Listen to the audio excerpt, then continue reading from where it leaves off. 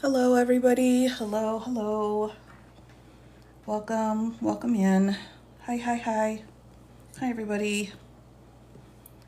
Just getting set up here for a second. Hello, welcome.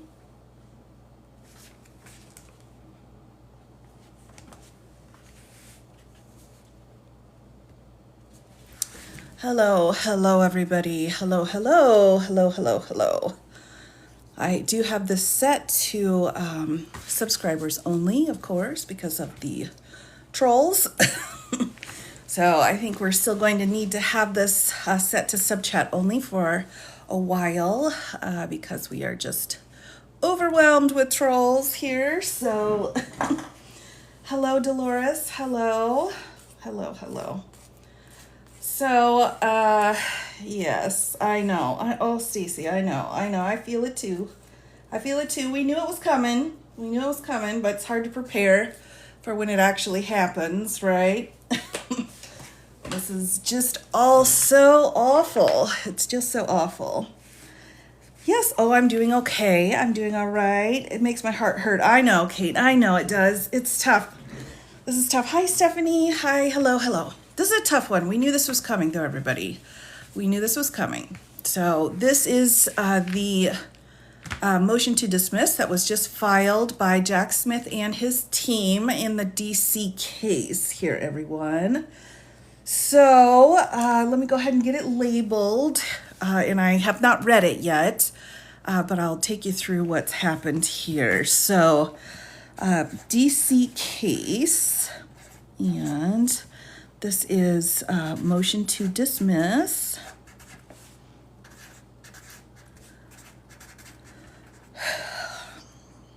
By Jack Smith.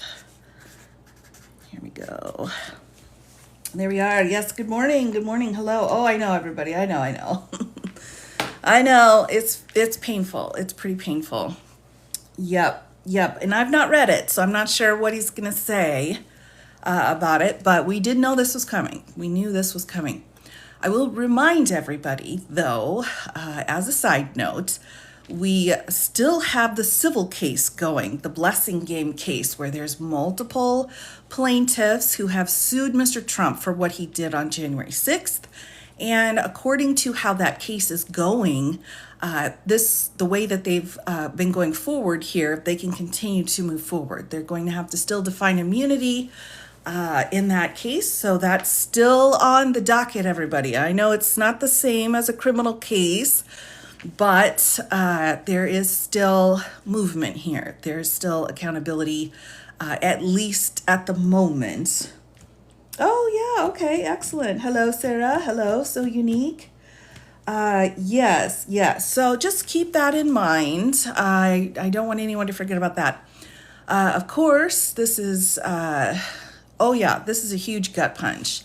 And, Mr. Trump and his team, they played this. They played the system and were able to drag it out far enough. And the, American people that voted for him were able to get him to, they didn't care. This wasn't something that was important to them. So, we don't get to vote on whether or not a trial goes forward. The criminal justice system is its own entity, unfortunately, or fortunately, I'm not really sure. But we weren't able to get this in front of a jury, which is a bummer. And of course, we were still working on that immunity piece. So what has happened here, right, is that everything had already been paused in the DC case, and they were getting ready to start arguing the immunity issue.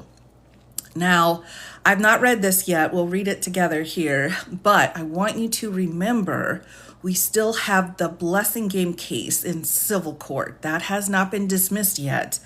And you may say, well, it's going to get dismissed, but that's not a given. Because the Court of Appeals has set out and said some of the things that he did on January 6th are not covered by immunity. So they're going to need to fight it out. So I think that's really where we're going to get a lot more information in that situation. So again, there's no immunity for non-presidential actions in a civil case, right? That's the Clinton v. Jones case. So that's very important to remember. as we move through this. Yeah, it hurts. Yeah, it was. It's definitely a gut punch, everyone. All right, well, let me go ahead and get started to read this so we can see what Jack's got to say and his team, which have to actually be so devastated. They've just got to be completely devastated, especially for people trying to uphold the Constitution. It's probably pretty painful. All right, here we go, everyone. Let's get started. So this was just filed, I don't know, maybe an hour ago, maybe less than an hour ago. Government's motion to dismiss. As a result of the election held on November 5th of 2024, the defendant, Donald J. Trump, will be inaugurated as president on January 20th. It has long been the position of the Department of Justice that the United States Constitution forbids the federal indictment and subsequent criminal prosecution of a sitting president, which, if you remember in the Mueller report, was one of the things that Mueller was talking about. They couldn't indict a sitting president. But the department and the country have never faced the circumstances here, where a federal indictment against a private citizen has been returned by a grand jury and a criminal prosecution is already underway when the defendant is elected president. Confronted with this unprecedented situation, the special counsel's office consulted with the department's Office of Legal Counsel, OLC, whose interpretation of the Constitution questions, such as those raised here, is binding on department prosecutors. After careful consideration, the department has determined that OLC's prior opinions concerning the Constitution's prohibition on federal indictment and prosecution of a sitting president apply to this situation, and that as a result, this prosecution must be dismissed before the defendant is inaugurated. That prohibition is categorical and does not turn on the gravity of the crimes charged, the strength of the government's proof, or the merits of the prosecution, which the government stands fully behind. Based on the department's interpretation of the Constitution, the government moves for dismissal without prejudice of the superseding indictment under the Federal Rule of Criminal Procedure 48A. The government has conferred with defense counsel, who does not object to this motion.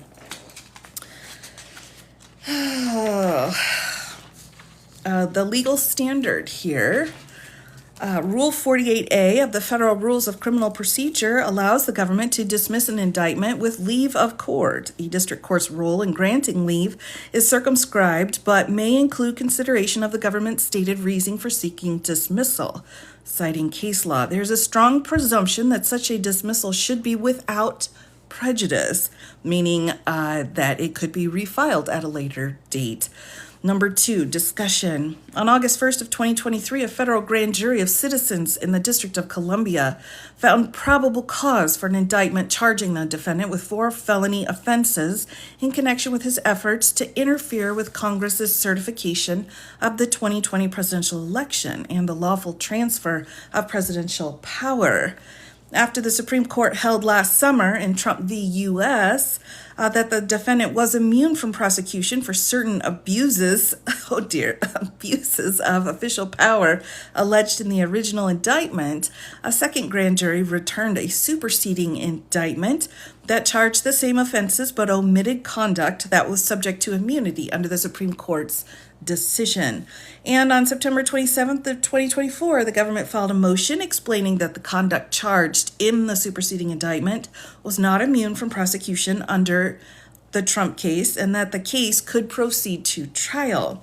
The government's position on the merits of the defendant's prosecution has not changed, but the circumstances have. As a result of the election held on November 5th of 2024, the defendant will be certified as president-elect on January 6th and inaugurated on January 20th. This sets at odds 2 fundamental and compelling national interests. On the one hand, the Constitution's requirement that the president must not be unduly encumbered in fulfilling his weighty responsibilities. Citing Nixon versus Fitzgerald, quote, "The president occupies a unique position and is entrusted with supervisory and policy responsibilities of the utmost discretion and sensitivity. And on the other hand, the nation's commitment to the rule of law, the longstanding principle that, quote, no man in this country is so high that he's above the law." which is not true. Given this unprecedented circumstance, the special counsel's office consulted with OLC, which, by delegation of the Attorney General, provides controlling legal advice to the executive branch, including the department. OLC has twice before addressed the amenability to federal prosecution of a sitting president. The first relevant OLC opinion, drafted during Watergate in 1973, explored whether the Constitution's impeachment judgment clause prohibits federal criminal prosecution of a sitting president before the exhaustion of the impeachment process, and if not, whether a sitting president is subject to criminal prosecution. Citing a memorandum, OLC concluded that the impeachment judgment clause did not preclude prosecution of a sitting president, but that criminal prosecutions of a sitting president would violate the separation of powers and unduly interfere in a direct or formal sense with the conduct of the presidency. In 2000, in the wake of the first presidential impeachment in more than a century, OLC issued a second opinion, revisiting the question of whether a sitting president could be criminally charged, and again concluded that charging and prosecuting a sitting president would impermissibly threaten the constitutional separation of powers because it would harm the president's ability to fulfill his constitutional role. See further memorandum, number 4.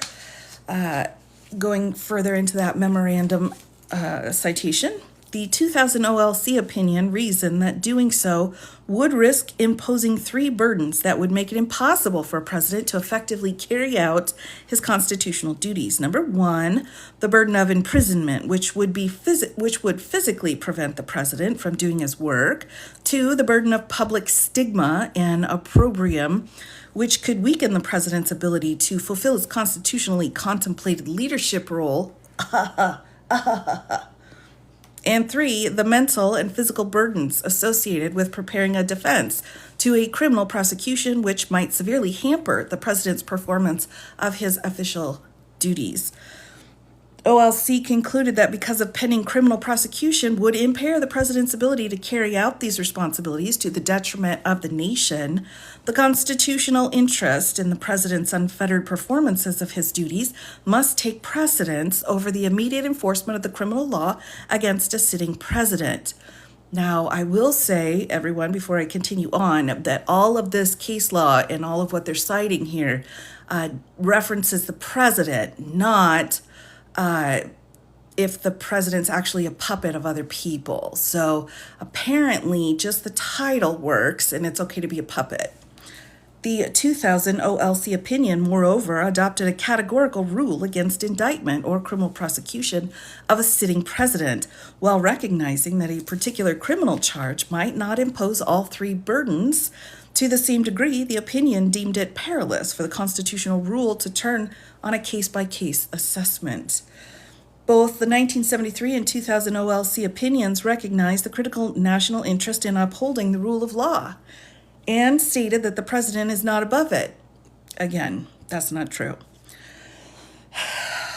Both the 1973 OLC memorandum and the Solicitor General's brief filed in the District of Maryland in connection with the prosecution of former Vice President Spiro Agnew recognize that the president is not above the law, incorrect, and that he is ultimately accountable for his misconduct that occurs before, during, and after his service to the country.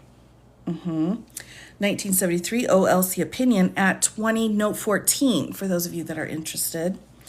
The framers of the Constitution made it abundantly clear that the president was intended to be a chief executive, responsible, subject to the law, and lacking the prerogatives and privileges of the King of England. OLC explained that because a sitting president's immunity is temporary, extending only so far as his term in office, it would not subvert the important interest of maintaining the rule of law. A further citation stating that this form of immunity would generally result in the delay, but not the forbearance of any criminal trial. OLC has previously considered the possibility that the harms to the president might be ameliorated by returning an indictment against the sitting president, but holding subsequent proceedings in abeyance until his term expires. Citing further, saying, we have thus separately reconsidered whether, if the constitutional immunity extended only to criminal prosecution and confinement but not indictment, the president's ability to perform his constitutional functions would be unduly burdened by the mere pendency of an indictment against which he would need to defend himself after leaving office. Further citations. To be sure, it is arguable that despite the foregoing analysis, it would be possible to indict a president, but defer trial until he was out of office. While the 1973 OLC opinion did not reach any conclusions on this question, in 2000, after balancing the competing interests that would arise from a federal indictment brought against a sitting president, OLC concluded that a sitting president is immune from indictment as well as from further criminal process, and the Constitution would thus prohibit an indictment even if all subsequent proceedings were postponed until after the president left office. But OLC recognized that the interest in avoiding a statute of limitations bar by securing an indictment during the presidency is a legitimate one, and it noted the possibility that a court may equitably toll the statute of limitations to permit proceedings against the president once out of office. Neither the 1973 nor the 2000 OLC opinion addressed directly a federal indictment that has already been returned against a private citizen prior to his election as president. The special counsel's office therefore sought OLC's guidance on whether this case must be dismissed or whether the pending superseding indictment against the defendant could be held in abeyance until he is no longer immune from prosecution. OLC concluded that its 2000 opinion's categorical prohibition on the federal indictment of a sitting president, even if the case were held in abeyance, applies to this situation where a federal indictment was returned before the defendant takes office. Accordingly, the department's position is that the Constitution requires that this case be dismissed before the defendant is inaugurated. And although the Constitution requires dismissal in this context, consistent with the temporary nature of the immunity affording a sitting president, it does not require dismissal with prejudice. Quote, immunity from prosecution for a sitting president would not preclude such prosecution once the president's term is over and he is otherwise removed from office by resignation or impeachment. This outcome is not based on the merits of strength of the case against the defendant. For the foregoing reasons, the government respectfully moves under Federal Rule of Criminal Procedure 48A for dismissal with prejudice of the superseding indictment. Respectfully submitted, Jack Smith, Special Counsel.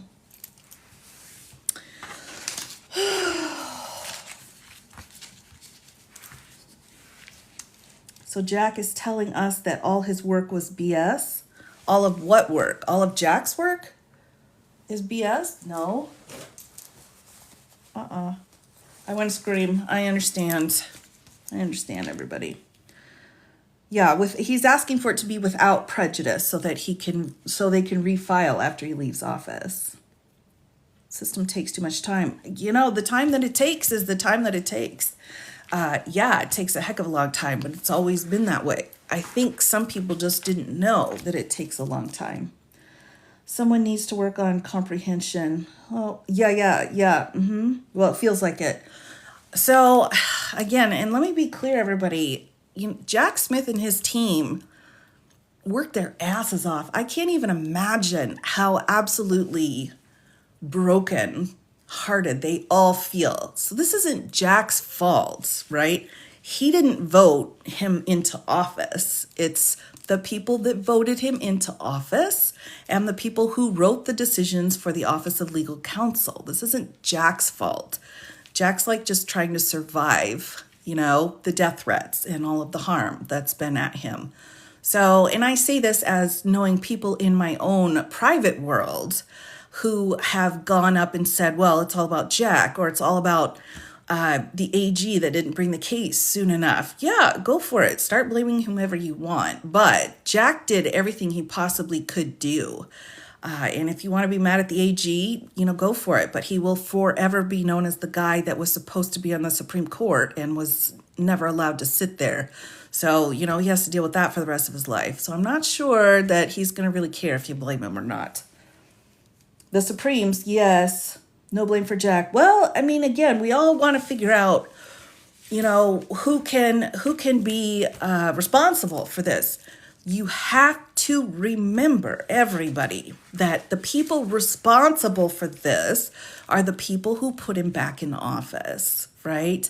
So here they're saying you can't have an indictment because it would interfere with how he does whatever work is going to be said that he's doing. And so I would remind everybody, it's not just the court system that can, hold somebody accountable. That's not the only place where accountability happens. Sometimes accountability is by making it very well known that you, don't believe that someone's doing their job. It's not being done properly. And the people supporting the person who has that position should no longer hold any value or space in your world. That's another thing that you can do. Now, some people may say, I can't cut everybody off. Hey, it's a personal choice. That's up to you, and I'm not judging. But what I am saying is that you have the power to take the ones responsible and remove them from your world. Possibly as a federal judge. We'll see what happens. I'm not sure at this point what Jack Smith would want to do. I'm not sure if he'd even want to come back into the legal field with how completely nightmarish this whole situation was. I just don't even know. At this point, the trauma of even having to work these kinds of cases again may just be too much. We may be asking too much of him.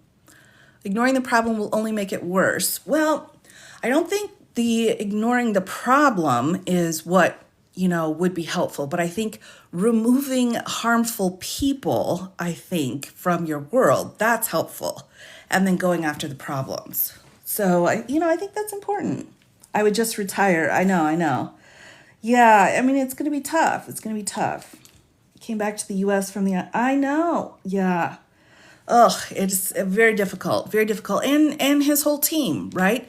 He's already had threats saying that they're going to go after his team, which is like one of the biggest violations of ethics when you agree to become an attorney, is to say, well, I'm going to go after the prosecutors. Like, what are you talking about? That is completely unethical. But we can all buy a home in Italy for $1, right? It just feels like a huge hurt every day. It is. And that's because it is. It is a huge hurt every day, everyone. We are all recovering, and we're going to continue to take hits, people. I mean, I wish, and I try to not be a Debbie Downer, but I'm also a realist. This is a huge hit, first of all. The next huge hit is going to come before December 2nd when we see what happens with the Florida case. If that case just gets dismissed, then we have this terrible precedent set by Cannon from Florida. So if they don't argue it out, then we'll have that one on the book. So that's going to be another big hit. Probably one of the biggest hits also that's coming, everyone, you need to prepare yourselves, is for massive pardons of the January 6th criminals. Those pardons are coming. Those people will be released from prison, and it doesn't matter what kind of hate groups they're a part of. Those are going to be coming. So you're going to have to brace yourself for it, everyone. It's excruciating, but it's not going to be a surprise. All right. Yeah, things are going to be rough. They're going to be rough. I mean, we're going to make it through it, but we're going to take some hits for sure. Lose our election system and be stuck in a dictatorship? No, I do not. No, I do not think that we're going to lose democracy. I think they like democracy. Democracy gave them this wonderful gift of putting a criminal in office. So I'm not sure they'd want to get rid of it at this point. Have to get a ruling that's not dismissed but overruled and pause until another day. I agree. If they could pause the Florida question, which is what I think in the back of my head is what Jack's going to do. He's already asked for a pause in order to prepare their briefs. And so I think he'll just ask for it to be put on pause. I'm not sure if that will actually happen. I feel like evil won.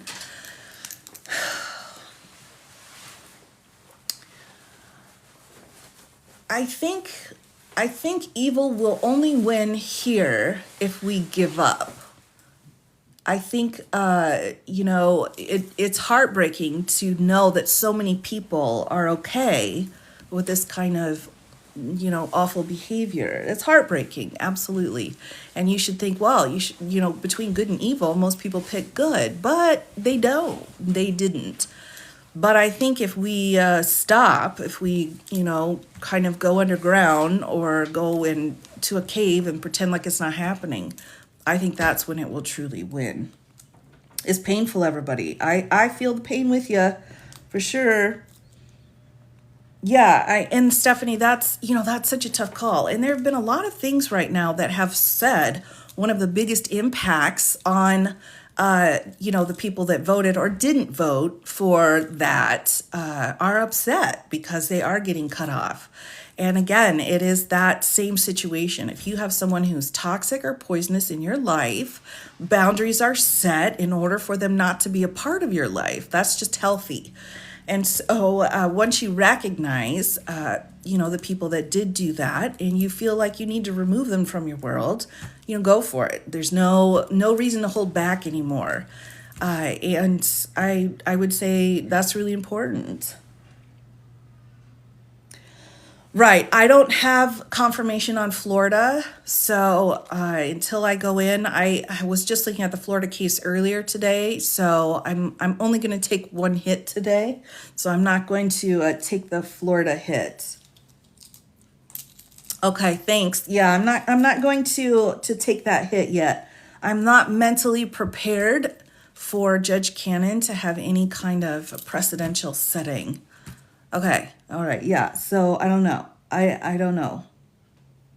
Yeah. Pam Bondi. I think anytime you have, okay. So I think anytime you have someone come into a position, that's supposed to be respected without any respect for others, I think it's difficult. It's definitely difficult. Right. And I'll take a look at Florida and, I'll make a post about it. I won't be going live on it. It's too hard, everybody. It's just too hard. It's too hard to know. And maybe this is all hit you all as well. It's too hard when you go into a parking lot and you look around and you think to yourself, these people here went in and voted this way. And they live amongst us. And sometimes we can pick them out, sometimes we can't. But it's been completely revealed now. And, our issues with race and equality in this country is so clear at this point that, you can't hide it. I think that that's really been shown with the whole blue bracelet controversy. Like it's just, performative. I'm like, all right, well, sometimes even performative is better than what we had before. So it's excruciating. It's excruciating. And there's nothing you can do in the moment that can make you feel better. One of the things I do for me is I'm a cutter. I cut them out of my life. Let me clarify that. I'm a remover. I remove them from my world. That's what I choose to do. So I have family, I have friends that, I'm like, you're done. We're done here. Sorry about that, everybody. Yeah, I do, because at this point, I don't want to support. I feel that they are perpetuating ongoing harm, and I just can't. I don't want that in my world. The next 4 years are going to be hard enough. I don't need, bad people who are, heartless in my life. Yeah, I apologize, everybody. Remover. I'm a remover. How's that? Safe signal needs to be encoded. It gets infiltrated. True, Thomas. True. Where I'm at, again, and I've said this once, I've said it a million times, that safety pin, that blue bracelet is very helpful because, I can go a whole week without seeing without anyone who is not a red hatter in my world. So, that's just kind of it.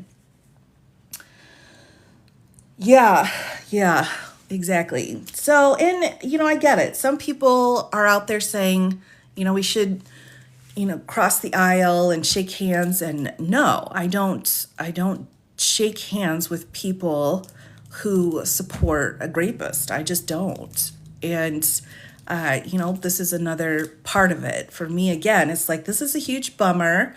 We're going to keep going, though, on the civil cases and see how those go. But in the interim, anyone that voted for him, to me, is part of why we have such a huge problem in violence against women in this country. Not everybody feels that way, and other people can feel how they want. They just can feel it away from me. Remove friends. I can't remove my daughter. It's tough. I know, Kelly. It's tough. You've got to set those boundaries that you're comfortable with in your life. Maybe that full removal isn't appropriate. Maybe just some guardrails are appropriate, or some topics that you're like, look, we're not going to talk about this. We're just not going to do that. Whatever you need to do to make your world safe is what's important here. Yeah, I definitely, Steffi, I understand. I think it's worse this time than it was the first time, as far as the hatred and rude comments, trolling. The nastiness is much worse than it was before. But again, just picture yourself, and sometimes I do this. I picture myself back in the 50s, right? And, these are the people. These are the people that perpetuated this, that made the issues so awful. And, even though we don't have signs on our bathrooms yet, these are the people. They did this. So you have to acknowledge that. National Call tomorrow. Okay, that's good. I think that's interesting. Very interesting. Yeah, the comments are atrocious. But again, these are the people, right? With the fire hoses, with the dogs, with the trees, with the awfulness. They are this generation's people. And so, once you recognize that, you can kind of safeguard yourself accordingly. I agree. The thank you call. Oh, nice. Yeah, and again, it's up to you. I'm not going to judge anybody that doesn't cut people off. I'm not going to judge you. That's not my place. If you've gone over, no, not yet. Nope, I have not gone over that yet. I'm still shocked that's over half the vote. Exactly. And again, picture yourself during that height of the civil rights movement, right? Or even at the height of the suffragette movement. Those are the people on the wrong side of history, making the choices that harm others. So, it's pretty painful. And it's also a huge wake-up call that, we've got to figure stuff out. Well, yeah, right? We're not that different. We're not that different. We've made some strides, everyone, but if you look at the laws and you look at the abuse of power, we've really not gone that far. Thanks, Kristen. Thanks. And again, I'm speaking as someone from a red state where it's just awful and I don't feel comfortable leaving my house anymore.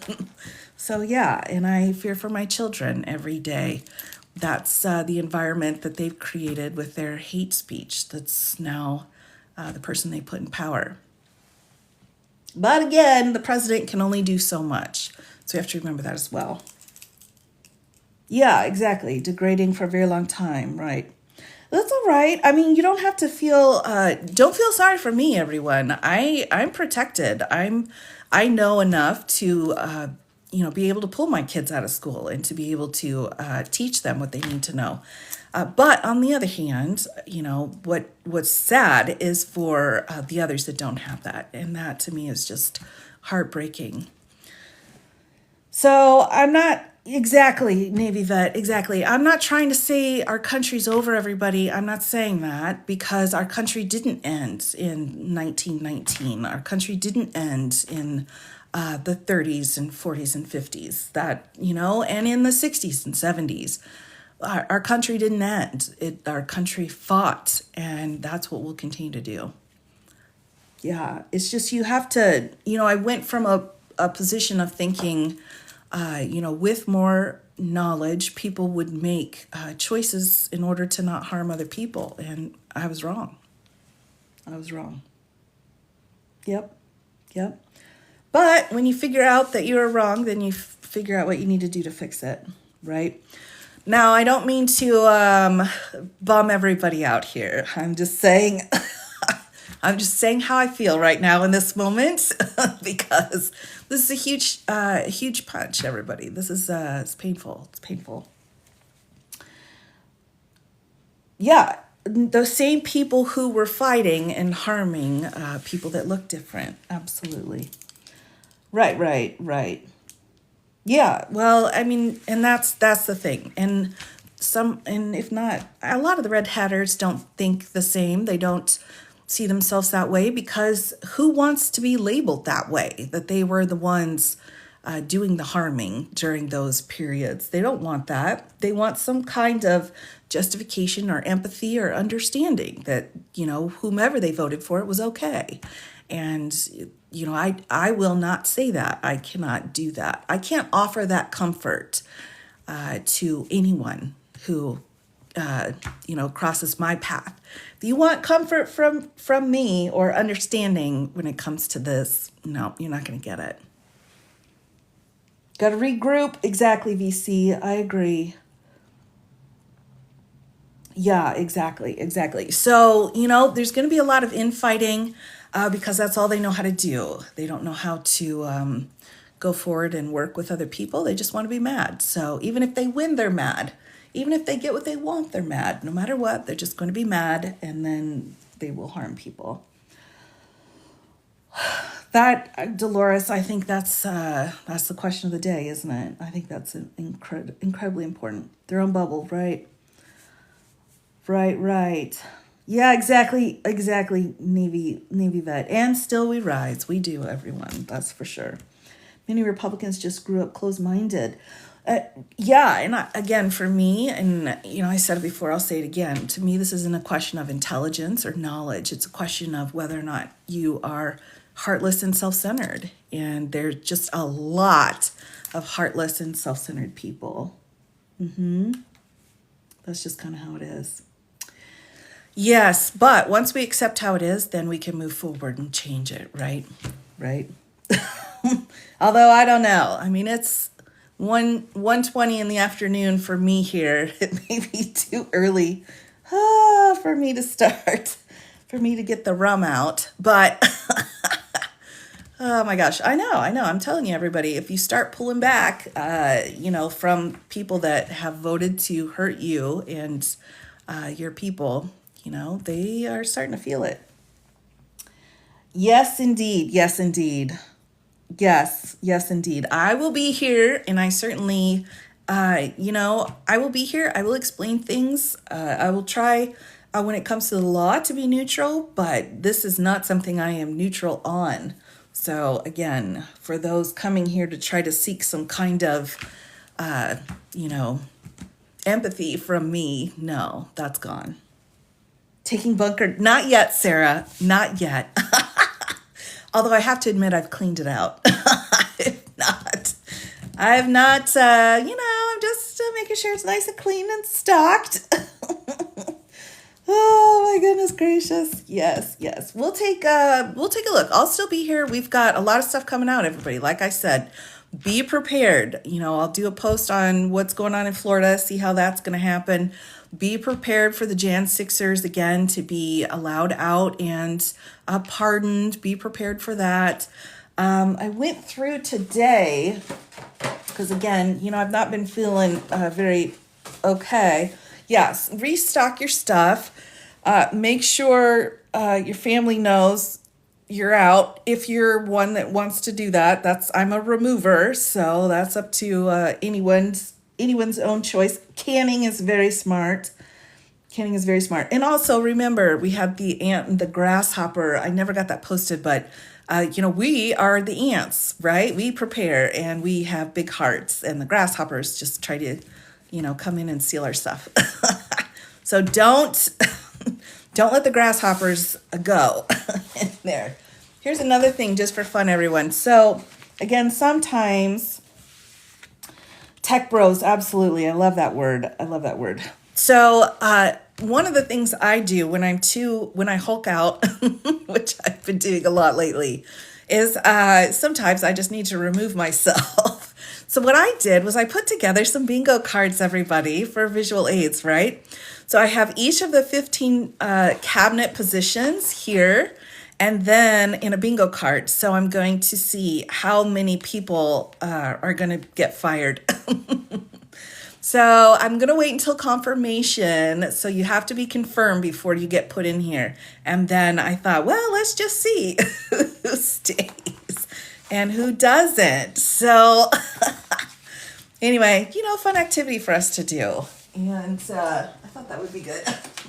We need something a little bit lighthearted, although don't forget, we also have this. And you might, oh, look at that. Look at the makeup. He really took extra time before this picture. Oh my gosh, I can't even look at it. So yeah, we've still got places for some goodness. We still can find our humor, everyone. We still can come together. The day is not over. The country's not over. We are just eliminating some rotten pieces. That's what I'm doing, at least.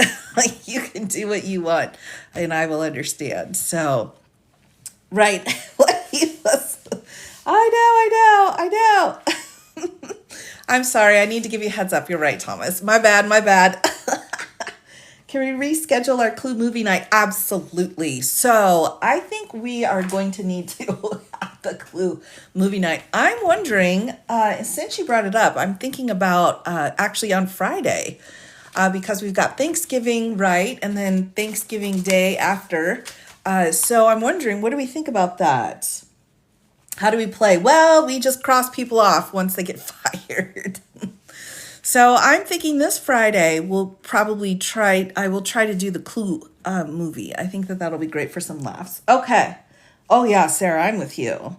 I refuse to watch, and actually what I've been doing, one of the techniques that works for me, and I don't recommend this for anybody, all right? This is just me. One of the techniques that I highly recommend is if people start talking, again, why I like the Leslie Jones piece so much. If they start talking about the inauguration or various things, I just walk away. I just leave. And they're like, where are you going? I'm like, away from you. Oh my gosh. Oh, I know. We got to start. I think we're going to have to start like a humor comedy night where we get together and do something once a week that lifts our spirits. So we will have to do that. All right, so I will keep you all posted. I will make a post regarding that. And again, here is the case that came down. I appreciate you all hanging out with me. I know I'm a bit bummed out today too, everyone, but yeah, I'll come back in a better mood. I'm like really, really trying to keep the Hulk under wraps right now. But I will be back and we will hang out again very soon, everyone. Take care, and just remember, again, we have the civil case going, and yeah, so we've got plans. We've got things being planned. Take care, everyone. Make sure that you hang out with your friends, call people, just so that you know you're not alone here. Take care, and I'll see you all again very soon.